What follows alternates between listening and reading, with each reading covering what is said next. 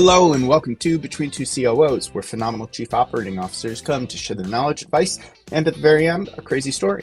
I'm your host, Michael Koenig, and our guest today is Munish Gandhi, the co-founder and COO of Productiv, a SaaS management platform backed by the likes of Excel, Norwest, IVP, Okta, and Atlassian, so some good corporate VC in there. Prior to Productiv, Munish was a revenue ops leader at LinkedIn and previously held corporate strategy and tech roles at Bain, HP, Oracle, and Equinix. Munish, welcome. Thanks for being here. Thank you so much, Michael, for having me. Let's dive right in. I generally start with that question of, hey, how'd you end up in this role? But I love your tech, and here's why I want to go straight into it right now. I like to say that tech companies are made up of people, processes, and servers. When that macroeconomic climate turns rough, companies tighten their belt. They cut OpEx. We see this in the form of mass layoffs. But the other place that you can turn to are SaaS costs, which can often be murky and complex. So without turning this into an infomercial, tell us a little bit about Productiv, why you created it, and then what it does and how our listeners can leverage it. Absolutely. So in the last 5-10 years or so, there's been a massive explosion in SaaS applications. Pick any title in America and there are at least 20, probably 50 SaaS companies building for that. When I say pick any title, whether it's you're a developer, you're a FP&A person, you're a product manager, so on and so forth. So there's been massive explosion in SaaS, but you combine that with the amount of money that has been available to companies to invest in growth. It's been like we are coming out of a growth at all costs mindset, which translated to very lax governance on which applications you need to purchase to make your people productive, very lax governance on once you buy applications, are they actually being implemented the right way? Today, we have got to a point where IT finance leaders, CEOs are looking to optimize costs, to minimize risk, and to really build operational excellence across the business. If you're a technology company, your number one cost is people. Most likely your number two cost is software, whether it's infrastructure or SaaS. So we saw that coming in the last 5+ years ago when we started the company, and really thought that there has to be a different way on how software drives employee productivity. It's not an employee-driven decision. You still need a way to get value from all the software that you're using. Fundamentally, when we started the company, we believe that when teams align, great things happen. And the way you bring teams together is through the power of data. So what is Productiv? At the core, we are a SaaS intelligence platform for the modern enterprise. You may ask me, what is that? Typically, through a SaaS management platform, you get visibility into all applications being used across the enterprise, whether it's purchased by IT, functional leads, teams, individuals. We at Productiv provides insights, recommendations across 3 specific business initiatives. If you want to govern your SaaS portfolio, you work with us. You want to rationalize SaaS spend, you work with us. And if you really want to build a process around streamlining SaaS procurement, you work with us. So that software is purchased deliberately, where everybody is aware of what you're buying, so you can connect the dots between software, and it actually leads to the goal you have, which is drive employee productivity. If we talk about the SaaS savings, which you just said are oftentimes the second largest cost center there can be huge savings. I mean, let's put some numbers behind this. Gartner, they put out a forecast indicating that the annual SaaS expenditure will grow by more than 19% to $195 billion, and that 25% of that software is underutilized or overdeployed. At a previous company years ago, I found and removed 40 seats on Asana that were completely unused. I'm guessing you all have some insights, and you spoke about one of the causes just being money was flowing much easier. What else is happening here? Why is there such underutilization? What have you all seen through the product you built? Absolutely. So I would think about underutilization in 2 buckets. One is you have too much of an application. And the other one is you have too many applications. So let's look at how we got here. There are very clear incentives that SaaS companies have. If you buy more volume, you get lower unit costs. And when you buy software, there's a lot of euphoria. So you tend to think that your entire organization is going to actually use Asana, back to the example that you had. That doesn't happen, right? So your actual utilization versus what you purchase tends to be pretty low. A lot of times, a tool like an e-signature tool, you buy it for a lot of people using the e-signature tool, but they don't need the entitlements that are required to create new envelopes, right? They only need to sign. So essentially, people buy software independent of does everybody need the right license for that specific tool? And people buy software where they think everybody in the company can benefit from it. Just because somebody can benefit doesn't mean they'll adopt and will benefit. And you only buy software for people who actually need that. So that is how you can, for any specific application, like your CRM tool, you can save 20-30% costs. And that's what we have worked closely with a lot of customers in terms of identifying those and helping them action those. The second bucket is even more interesting. Remember, like we are out of COVID, but 3-4 years ago, when COVID happened, people were still hiring a lot of people. When you hire new people, you're hiring behaviors. As in my previous company, I used a specific project management tool. I need that tool to be productive. Pick any category. That's it. When you hire people, you hire a lot of new behaviors. And when you have lax governance, you have many tools of the same kind.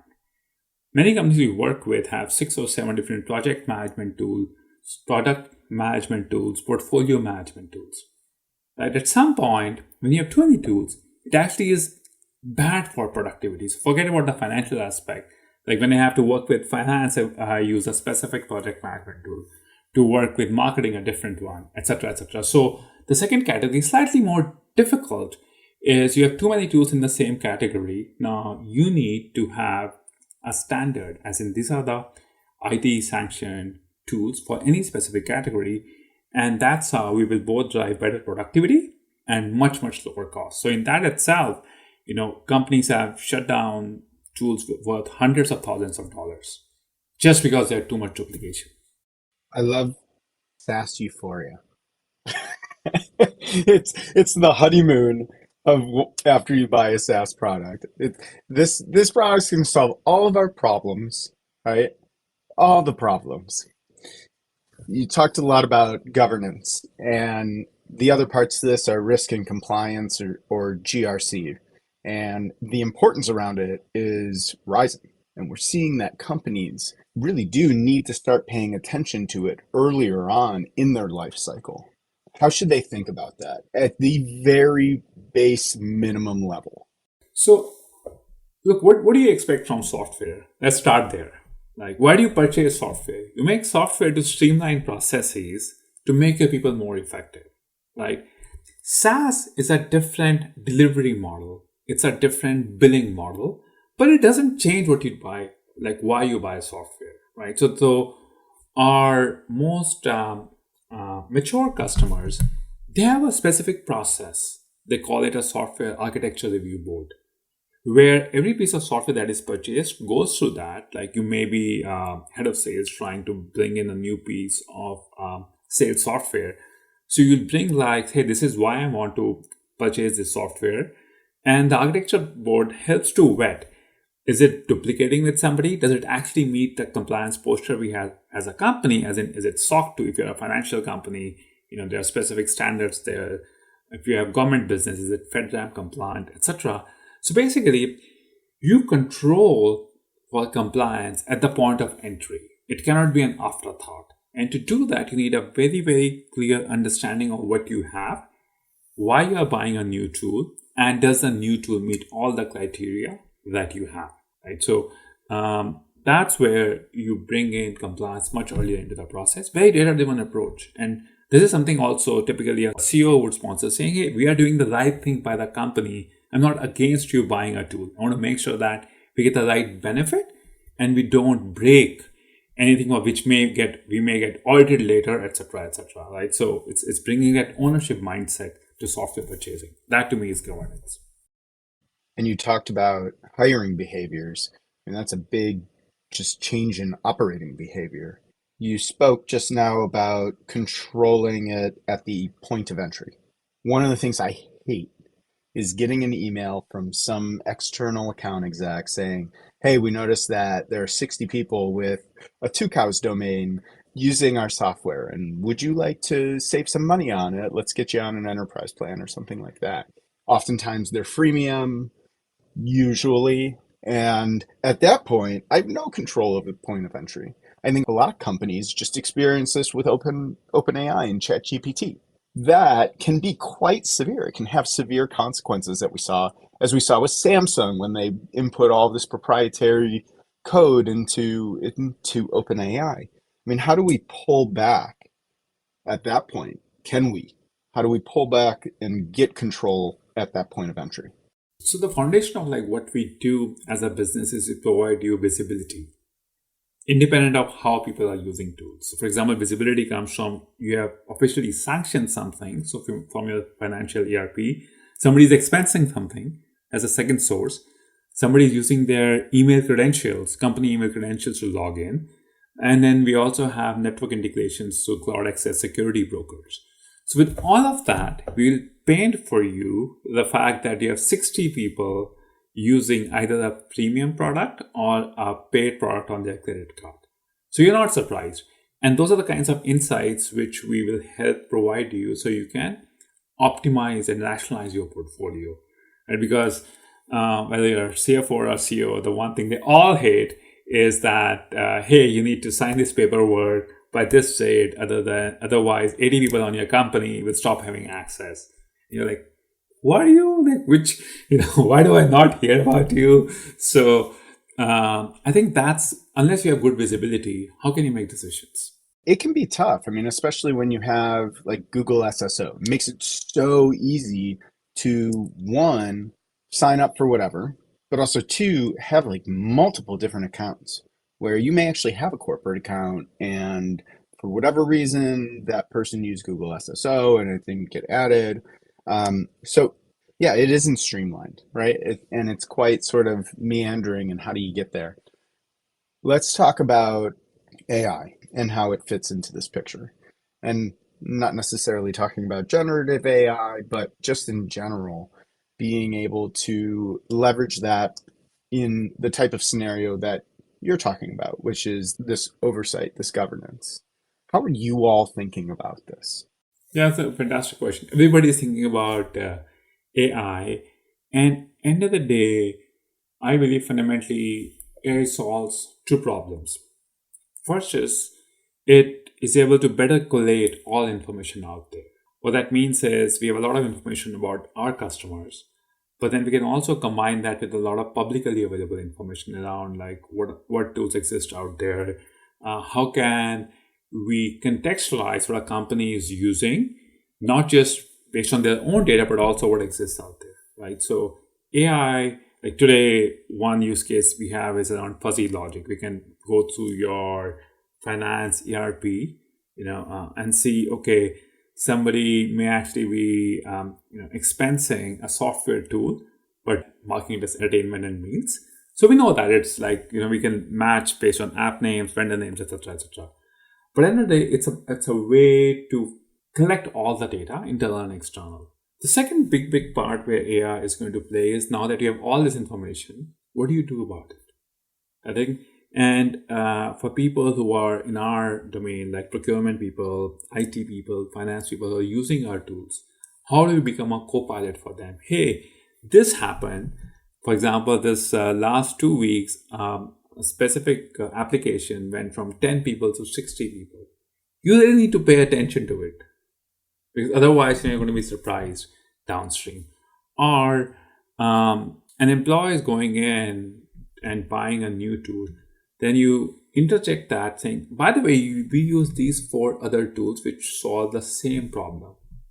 Why don't you explore those? Right? So essentially anticipate what the next action is for a specific user, bring it to them, or if they're trying to do something which you think is not the right next action, then interject and provide to them alternatives. The goal is not to shut down things. The goal is to help people make the right decisions. Let's toss in that generative AI piece now.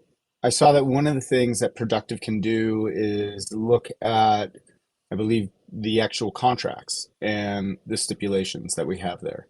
I think AI is really good at sort of that fuzzy, or generative AI that is really good at the fuzzy part of something that's less deterministic than numbers and more subject to different parts of interpretation. That lends itself really well to, structured language.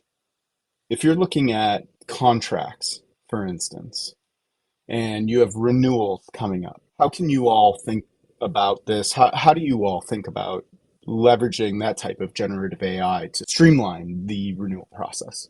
Yeah, I think that's a fantastic question. So today, we already help customers understand their contracts better. We have a human plus machine learning way to do that. So we roughly extract about 10 attributes about a contract. When it's a renewal date, what assets have you bought in terms of license types? How many of them? Do you have an auto renewal clause? Yes or no, right? So basically, it's a limited set of attributes that we're able to pick. And the reason why we do it that way is because there's a real cost for us to, read those contracts and validate. Where AI can really benefit is that we can increase from 10 to 50. And not just that, we can much more easily compare contracts once we do that, saying, hey, do you have the right terms relative to customers like you? Which, as humans, like somebody to go through 50 contracts and say, what are the things that really matter? What are the variances in terms of, the SLAs that you're getting, the overage fees? There's so many things that are in the contract. And the bigger the contract, the more complex they are. So where we see AI playing a big role is helping our customers procure better. Like these are the terms that you should focus on, and also renew better. As in, these are the things that you should be able to push back on, or where you should be able to get more favorable terms for the vendor based on the spend you have with the vendor, right? Because that signifies the importance that you provide to the vendor, that they should be able to partner better with you on these specific things. I love this. My dream is to not have to negotiate renewals, to not have to negotiate, period, right? Whether it's contract terms, whether it's business terms, doesn't matter. I love the concept of being able to take your actual usage data of number of seats, how that compares to what was laid out in the contract. Oh, we're underutilizing this, we're overutilizing this, and just be able to have something completely crank out and automate that entire process. I mean, that to me is, wow, that's crazy. Yeah, absolutely. I think also just to build on what we were talking earlier about from a procurement standpoint, like the way we think about like both AI and just better workflows, the fundamentally there's an opportunity to automate a lot more of the procurement process overall in companies. Better integrate with other systems, really track when you are buying software, are you saving money? Is a good ROI? So that there's something there for sure, which can be much more automated, so that somebody like you or the CFO, they can rely on a process for procurement. Also, there has to be almost like a workflow to align multiple stakeholders in the renewal process, right? Because if you pick any specific tool, the owner many times is in the business. So for a sales tool, it would be your head of sales, your head of revenue ops, potentially marketing, and definitely IT from an architecture standpoint, security, legal from a contract standpoint. How do you orchestrate so many people working together in a procurement process where they all, a lot of times they have decision rights, they have veto rights, but how do you create a collaborative environment for them to work together and bring the right data and insights? Saying, okay, you are purchasing this tool. We have an overlap. Have you assessed that? You are purchasing this tool. This does not meet our compliance posture, or you are purchasing this tool. This is something that does not integrate with a specific application. Those are the kinds of questions that today get lost in email. So one of the things that we are leaning in very, very heavily into is that Look, we are big fans of SaaS. I think SaaS fundamentally helps employees be more productive, but there's just so much friction in, like, just because you can buy software doesn't mean you know how to buy software. So our job is to, help you buy the right software with the right process and with the right compliance and financial and risk management, right? And that's why we believe having a workflow. We have a product now called App Procurement Hub is the right way for you to train everybody involved in a software buying process and help them follow a process. Okay, so I want to just pull Yeah. this back. Also, it's kind of funny, right? This is a SaaS to manage your Yes. SaaS. That's not lost on me. Not at all. No, but listen, I haven't gone into anyone's product this extensively, nor have I ever opened the show by saying, all right, we're going to talk about your path and how you ended up in the COO seat and what you actually do. We'll get there. But first, let's dive into the meat and potatoes here. Reason being why I wanted to do this is the number of conversations that I have amongst my peers and other COOs and operations folks is just, how do you manage this? I got this Excel sheet. It's got 170 SaaS on it. I've got 35 columns that has all of the different terms that I'm tracking. And, hopefully we don't miss a renewal or something like this. And then add on that access controls, right? Offboarding someone and leaving that access for them is a huge vulnerability from a compliance and an infosec perspective. So Productive, I was super keen to have you on to actually dive into this because it is top of mind for us, especially cutting out those 40 unused seats from Asana, because that stuff's expensive and there's good savings that comes from it. Okay. Well, fantastic. Okay, now let's get out of our SaaS euphoria, which I love, by the way. That's like part of my vernacular at this point. Let's back into Munish. Munish, how did you end up in the COO role? Yeah. So I call myself the accidental founder. Like I had a burning ambition. It is a business school essay. Like, why do I want to go to business school? I want to start a company. It took me only, I guess, 10 years or so after that to get prepared to start a company. But really, the founding story was I wanted to work with very, very smart people. So I have two amazing co-founders, Jody, who's our CEO, very strong product mind, very visionary. Ashish, who's my CTO, who has built large engineering teams at many companies. And I was the everything else guy. Like, how do you start building a business in terms of, early days, customer success, sales, marketing, what's our message? How do we pay people? So setting up payroll and getting our first legal contracts out. What does it mean to start building a HR team? So basically, when we started the company, we had, okay, let's make sure we have the right investors and we can fund the company and we have the right product vision.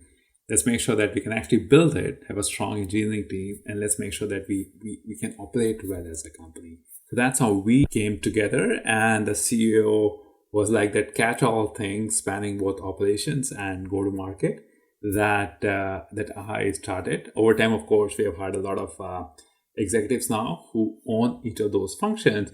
But it is all about how do we stay nimble, stay true to our core vision and values, which is how I became the CEO. And by the way, I think you and I spoke about this a little bit earlier, right?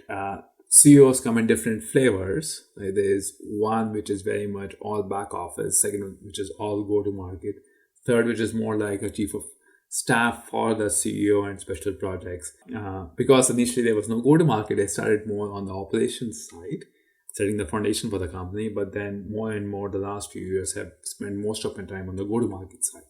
It's an interesting seat that you're filling for your product specifically, and it almost seems tailor-made for you. The interesting thing, and I want to just clarify for our listeners, Munish, you did not just graduate business school and then hop into founding a company. Okay, this is very different here because MBAs all the time. No offense to our MBA listeners, I do not have one, but it's very, hey, I'm going to business school, I'm going to start a company, right?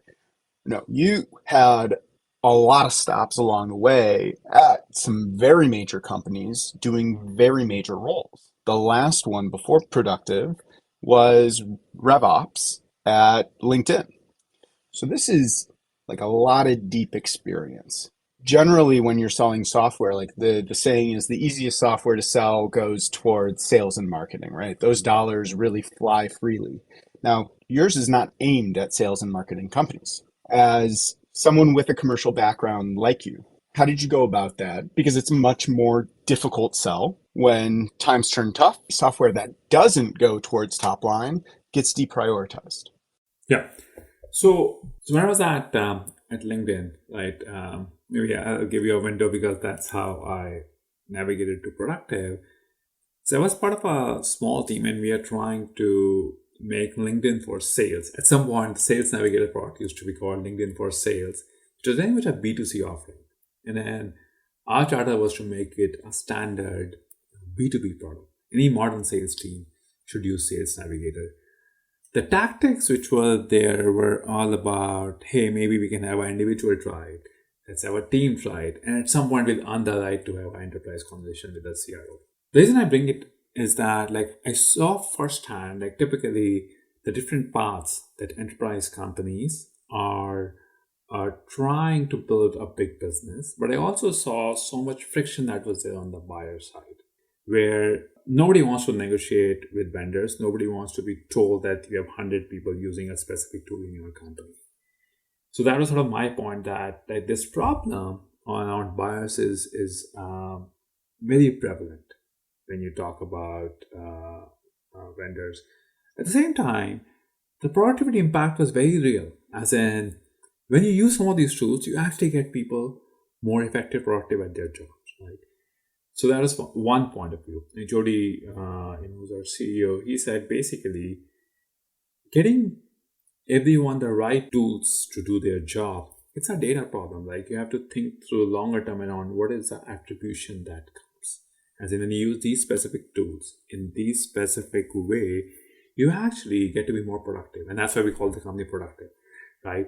Um, and then, we also thought about end of the day, there should be much less friction in buying software, whether it manifests through a marketplace or in some other shape or form, right? So when we started the company, the immediate problem was I just need better visibility and I need to streamline procurement. So we are on to the first act. But then the bigger charter that we have as a company continues to grow and mature is how do we start connecting those dots and start helping, no matter what job function you're in, with ways to help you be more productive in your job. These are the kinds of interactions you should have from a collaboration standpoint, from specific systems of work standpoint, so that you're effective and productive in your job. So when you're building a company, you need to figure out what is the initial entry point. Otherwise, there's no company. You only get to raise enough money for your first act, right? So I think we thought this is the most compelling problem that we can solve today around lack of governance around SaaS, around lack of standardized way to procure SaaS. So that's the first act we are on, but the goal is to build something much bigger, which will have a much larger impact for our customers. Going back to the corporate experience that you have, a lot of things that work at the corporate level don't quite work at the startup level. A lot of things that work at the startup level don't quite work at the corporate level. What are some of the practices that you took from your time, let's just say at LinkedIn, or whether it was, any of the other companies that you were like, this is something that I'm going to definitely bring with me and I'll adapt it if I need to? So I think there are a couple of things that I really took away from LinkedIn. Number one was, and we codify it in our own words, is plan to win big. Like, unless you know where you are going, you will not get there. Like, doesn't matter. Like at some point there were three of us, and we would say, okay, what are we building? But we were very clear on what are we targeting, and being always brutally honest on things which are going right or things which are not going right. So I think we even had that amazing culture where there was intellectual honesty in both goal setting and then where are we on attaining those goals. So that's a core skill that I took away. Any point of time, and this is for fellow CEOs, should have a very clear narrative of the business. These are things that I'm excited about, things which are going well. These are things that are not going well that we are actively working on.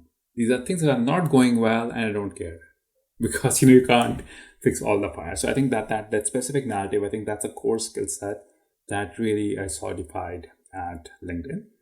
The second is equally important is relationships matter. Like you have to build relationships. You have to, like, trust is earned. Whether you're talking to customers, whether you're talking to your own employees, whether you're talking to partners, whether you're talking to investors, um, building relationships is very, very important because at the end of the day, you need metrics to run a business, but you build a business with people. So at scale, they did a phenomenal job of helping foster those relationships internally, and that's where the culture was born.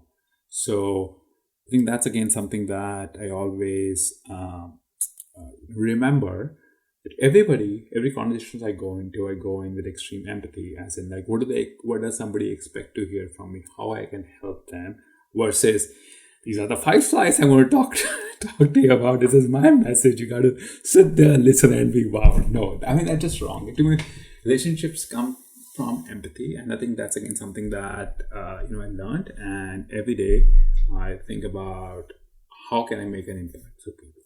There's that saying, business would be easy if it weren't for people. How did LinkedIn go about fostering those relationships? I think it was different ways, like in team settings, like would always open warmly around, how are things, like just start there. In individual settings, again, try to build that common connection, which is different for different people. Um, so it was very like inorganic in some ways, like even like Jeff, who used to be the CEO back then, like there was a new hire welcome and you get to say something at a company on hands and be completely vulnerable and sometimes silly. But I think those are the ways that at a very top down level, like every leader that I worked with, spoke with, they would always ask me like, what do you think? And like, how can I help? How should we engage? Right. So it comes from a place of I want to build a relationship with you versus I want to hold you accountable for XYZ. It's a very different thing. So it was sort of built into the company fabric, the way I led my team. I took a lot of that, saying this is what is unique about this. This is what is unique about the culture. Like we always like, I would say people first because that's too generic, but be like individual first. Like try to get to know people, be curious, and then um, don't judge based on what they are saying. Try to get to the why they are saying. Sometimes tough to do, right? Sometimes very tough to look at the intent behind the words, especially when a lot of it is not vocalized, right? When we're reading on Slack or reading a text message or an email, it's easy to come across terse. It's easy to lose that meaning, for sure. We definitely need training on when to say and where to say it. So, all right. This has been a bit meandering, but I love this conversation. Let's hop into the last and final question because I am mindful of your time, and that is, as a COO, we've all had those experiences where something just totally nuts comes across our desk, and we're just like, I really never thought I'd see that. Is there one that you can share with us? I think I can share, and quite a few entrepreneurs faced that a couple of months ago. So, I had a full day planned, and then suddenly one of my very good friends who happens to be a banker called me and say, do you guys bank with SVB? I think I can say that. Um, and I said yes. And then he said, telling you as a friend, drop everything and pay attention and make a decision. I won't say more. Like I said, like it's your decision. But he said it's something very real. So literally, what that transpired is I put together our head of finance, our CEO, and said, look, this is important. Like I know we all have meetings, but we need to game plan. We need to be very, very action oriented. It doesn't, again, being action oriented doesn't mean that we need to act. It means that we need to have a very clear opinion on how we are going to tackle the situation. So it was a frenzy of an hour, many, many conversations as to what's happening. We talked to a bunch of other founders, we talked to a bunch of investors. We're just trying to collect data. There were positives and negatives of acting, as in we had some very real commitments that we made on maintaining some balances. So it's a non-trivial decision. But at the same time, we were like, we only bank with one bank for the most part, and we have a payroll to meet, and like we are not like a big company. So after an hour or so, we made a very clear decision saying information is imperfect, but the benefit of waiting is just not there. Like we need to act now, and we will deal with repercussions. Like I would much rather say, okay, all our cash is secure. Yes, we broke a covenant. Good problem to have on how to resolve versus, our money is stuck and we can't make payroll. Very bad problem to have. So, end of the day, it was a crucible moment. Now I think I look back and it feels easy, but that is how we made a decision, like an hour in saying, we are going to act and we'll face the consequences later on what happens. So, that was not.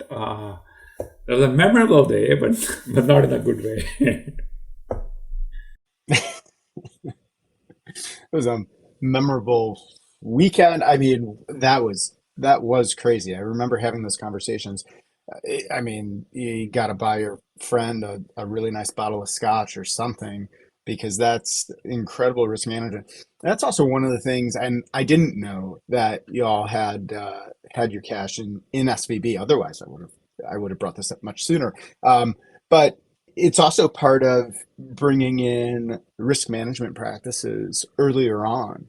We talked about governance, risk, and compliance, but you know, gosh, I was part of startups and we never thought about risk management, right? But when you have a risk management practice, or at least some advisors who are saying, hey, look, here are your capital markets risks, here are your other financial risks, and you got to make sure that you have your legal and people operations practices and all these different things.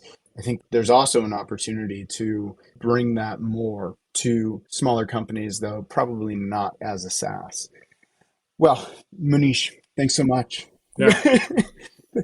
Yeah, no, absolutely. And I think the last thing I'd say on that is that, look, this was like a real crisis. And then in times of crisis, communication is so important, right? So it's not just that we acted, but then it's equally important that, we communicated back to, our investors to some extent, our customers. Like we had to quickly switch accounts because we had receivables coming. We communicated very quickly, actively to all our employees because we had questions trying to come up on Slack as a, hey, how are we handling this, right? So being decisive is very, very important because it's a crisis. You will not have perfect information, never have. So as long as you can, one, make a decision to clearly explain the rationale and the impact on all parties, I think that's what matters a lot more because the world we live in will never have perfect information.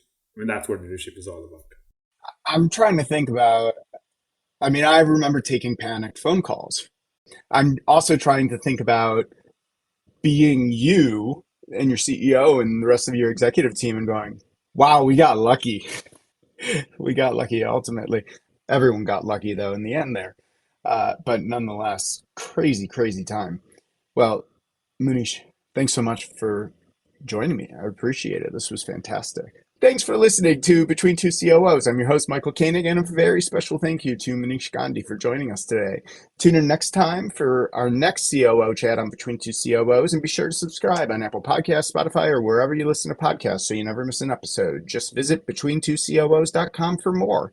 And if you have a minute, please leave us a review on Apple Podcasts and tell others about the show so they can get great advice from phenomenal COOs. Thanks for listening to this week's episode. Tune in next time, and until then, so long.